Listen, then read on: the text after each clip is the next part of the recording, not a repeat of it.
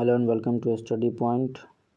तो दोस्तों आज जनरल साइंस सामान्य विज्ञान का प्रैक्टिस सेट नंबर 3 लेके आया हूँ, जो सभी एग्ज़ाम में महत्वपूर्ण है और इसमें 30 क्वेश्चन महत्वपूर्ण 30 क्वेश्चन सेलेक्टेड हैं। तो चलिए इन्हें देख लेते हैं।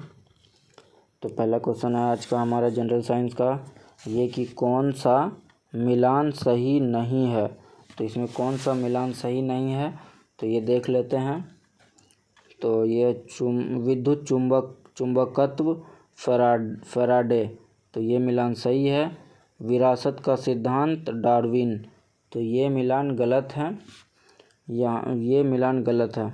तो प्रश्न के हिसाब यहाँ डार्विन के बदले होगा विरासत का सिद्धांत मेंडल ने दिया था। विरासत का सिद्धांत मेंडल ने दिया था। मेंडल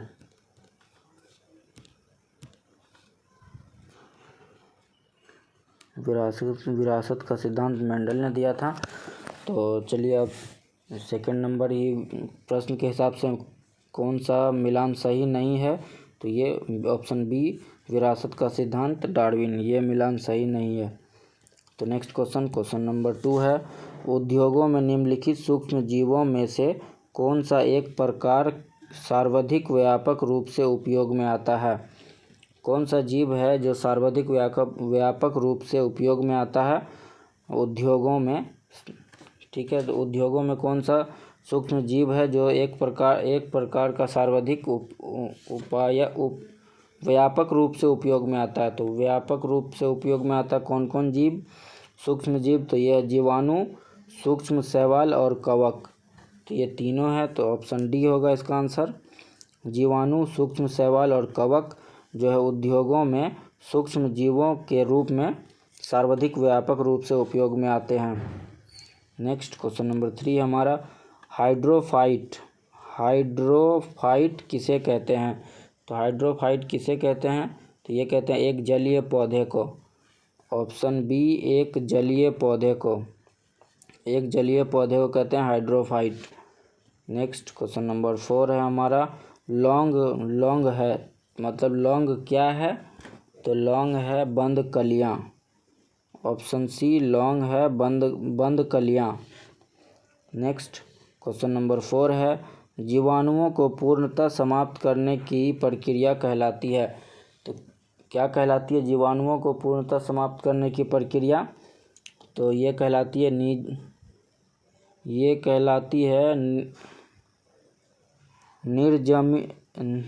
निर्जमीकरण। ऑप्शन डी निर्जमीकरण। नेक्स्ट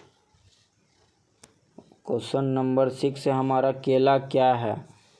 तो केला क्या है, केला एक सरल फल है। ऑप्शन ए केला क्या है, तो केला एक सरल फल है। नेक्स्ट क्वेश्चन नंबर 7 है हमारा, क्या हरे पौधों में प्रकाश संश्लेषण की क्रिया में होता है। तो हरे पौधों में प्रकाश संश्लेषण की क्रिया में क्या होता है, तो ये होता है कार्बन डाइऑक्साइड लेना और ऑक्सीजन छोड़ना। ऑप्शन बी कार्बन डाइऑक्साइड लेना और ऑक्सीजन छोड़ना हरे पौधों के प्रकाश संश्लेषण की क्रिया में होता है। नेक्स्ट क्वेश्चन नंबर 8 है हमारा, पौधों में वृद्धि प्रभावित होती है जीन द्वारा, वृद्धि हार्मोन द्वारा, वातावरणीय कारकों के द्वारा। तो ये तीनों है। तो इनमें इसका ऑप्शन आंसर होगा इन सभी के द्वारा, इनमें से सभी। ऑप्शन डी पौधों में वृद्धि प्रभावित होती है जीन के द्वारा, वृद्धि हार्मोन के द्वारा, वातावरणीय कारकों के द्वारा। तो इस क्वेश्चन का आंसर होगा डी इन सभी के द्वारा।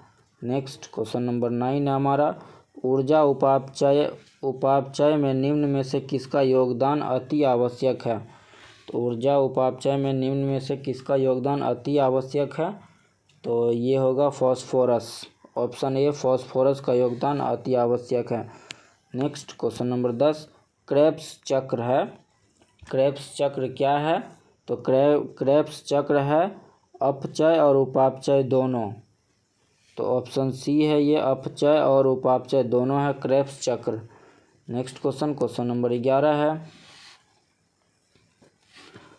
पायरेक्स कांच के अधिक सामर्थ्य के लिए निम्न में से क्या उत्तरदायी है।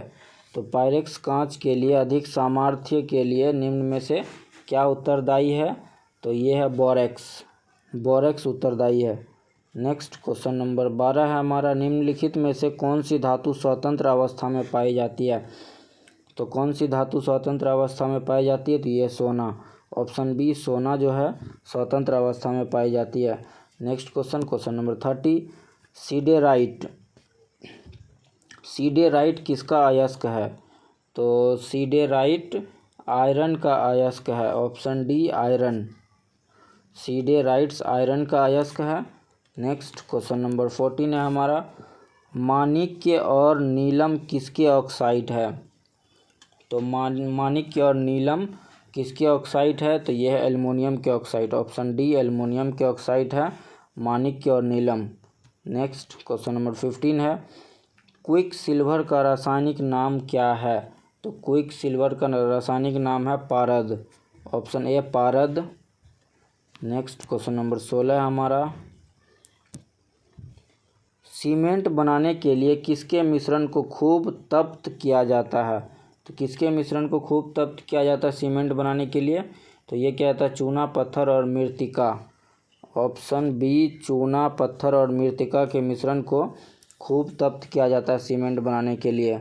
नेक्स्ट क्वेश्चन नंबर 17 है, कार्बन का सर्वाधिक कठोर अपरूप होता है। तो कौन होता है कार्बन का सर्वाधिक कठोर अपरूप। तो ये होता है हीरा, ऑप्शन ए हीरा।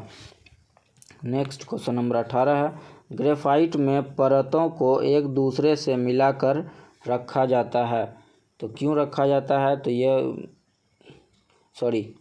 ग्रेफाइट में परतों को एक दूसरे से मिलाकर रखा जाता है वांडर वाल बलों द्वारा, ऑप्शन ए वांडर वाल बलों के द्वारा ग्रेफाइट में परतों को एक दूसरे से मिलाकर रखा जाता है।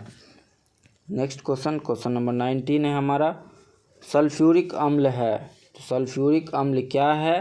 तो ये सल्फ्यूरिक अम्ल जो है द्विक्षारकी है, ऑप्शन बी द्विक्षारीय है सल्फ्यूरिक अम्ल, द्विक्षारिकी।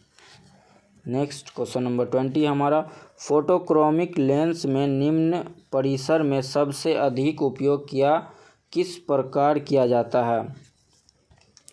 फोटोक्रोमिक लेंस में निम्न परिसर में मतलब इनमें से सबसे अधिक उपयोग किसका किया जाता है। तो इसमें क्या आता है सिल्वर क्लोराइड का, ऑप्शन बी सिल्वर क्लोराइड का प्रयोग सर्वाधिक किया जाता है।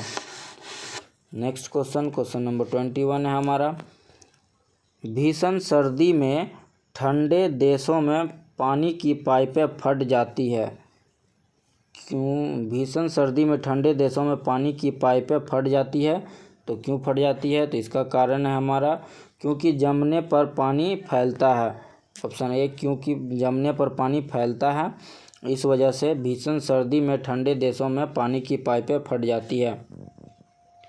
नेक्स्ट क्वेश्चन नंबर 22 है हमारा, निम्न में से किसमें सर्वोच्च विशिष्ट ऊष्मा का मान होता है। तो इनमें से किसमें सर्वोच्च विशिष्ट ऊष्मा का मान होता है। तो जल में सर्वोच्च विशिष्ट ऊष्मा का मान होता है, ऑप्शन डी जल। नेक्स्ट क्वेश्चन नंबर 23, ईंट के बने भवनों की तुलना में कच्ची मिट्टी के मकान ग्रीष्म काल में ठंडे और शीतकाल में अधिक गर्म होने का कारण क्या है। तो ईंट के बने भवन और कच्ची मिट्टी के मकान में ग्रीष्म काल में ठंडे और शीतकाल में अधिक गर्म होने का कारण क्या है।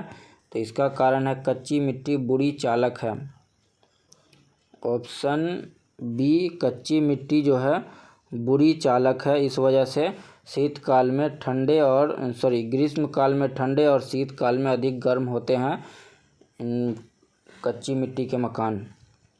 नेक्स्ट क्वेश्चन नंबर 24 है हमारा, किस वस्तु का आवर्धित और आभासी प्रतिबिंब प्राप्त करने के लिए प्रयोग किया जाता है। किस वस्तु का आवर्धित और आभासी प्रतिबिंब प्राप्त करने के लिए तो कौन सा दर्पण इस्तेमाल किया जाता है। तो ये किया जाता है अवतल दर्पण, ऑप्शन अवतल दर्पण, ऑप्शन सी अवतल दर्पण का इस्तेमाल किया जाता है आवर्धित और आभासी प्रतिबिंब प्राप्त करने के लिए। नेक्स्ट क्वेश्चन नंबर 25 है हमारा, आकाश में नीला रंग प्रकट होने के साथ संबंधित प्रकाश की परिघटना है, क्या है? तो यह प्रकीर्णन, ऑप्शन डी प्रकीर्णन की घटना है आकाश में नीला रंग प्रकट होने। नेक्स्ट क्वेश्चन नंबर 26 है, बाहरी वायुमंडल में ओजोन की परत हमारी मदद करती है, तो क्या मदद करती है? तो यह पराबैंगनिक विकिरण का अवशोषण करने में, ऑप्शन डी पराबैंगनिक विकिरण का अवशोषण करने में मदद करती है बाहरी वायुमंडल में ओजोन की परत। नेक्स्ट क्वेश्चन नंबर 27 है, डायोप्टर किसकी इकाई है? तो डायोप्टर किसकी इकाई है? तो ये लेंस की क्षमता की इकाई है। डायोप्टर लेंस की क्षमता की इकाई है। नेक्स्ट क्वेश्चन नंबर 28 है हमारा, प्रकाश तरंगे हैं, तो प्रकाश तरंगे हैं विद्युत चुंबकीय तरंग। प्रकाश तरंग जो है विद्युत चुंबकीय तरंग है, ऑप्शन सी विद्युत चुंबकीय तरंगे। नेक्स्ट क्वेश्चन नंबर 29 है, वायुमंडल की ऊपरी परत द्वारा किस प्रकार के विकिरणों का अवशोषण किया जाता है? तो वायुमंडल की ऊपरी परत के द्वारा पराबैंगनी विकिरण का अवशोषण किया जाता है, ऑप्शन डी पराबैंगनी। नेक्स्ट क्वेश्चन नंबर 30 हमारा, अवतल लेंस हमेशा किस प्रकार का प्रतिबिंब बनाते हैं? तो अवतल लेंस हमेशा आभासी प्रतिबिंब बनाते हैं, ऑप्शन बी आभासी प्रतिबिंब। तो दोस्तों आज जनरल साइंस सामान्य विज्ञान का प्रैक्टिस सेट नंबर 3 समाप्त हुए। ये वीडियो आपको अच्छा लगे तो इसे लाइक करें और अपने दोस्तों में शेयर करें, और इस चैनल पे आप नए हैं तो इस चैनल को सब्सक्राइब कर दें और बेल आइकन दबा दें, ताकि हमारे अपलोड किए गए वीडियो का नोटिफिकेशन आपको मिलता रहे। और इस चैनल पे इस वीडियो का PDF आपको हमारे टेलीग्राम चैनल पर मिल जाएगा, और टेलीग्राम चैनल का लिंक डिस्क्रिप्शन बॉक्स में दे दिया गया है, तो आप उस लिंक पे जाएँ और हमारा चैनल ज्वाइन करें। Thank you.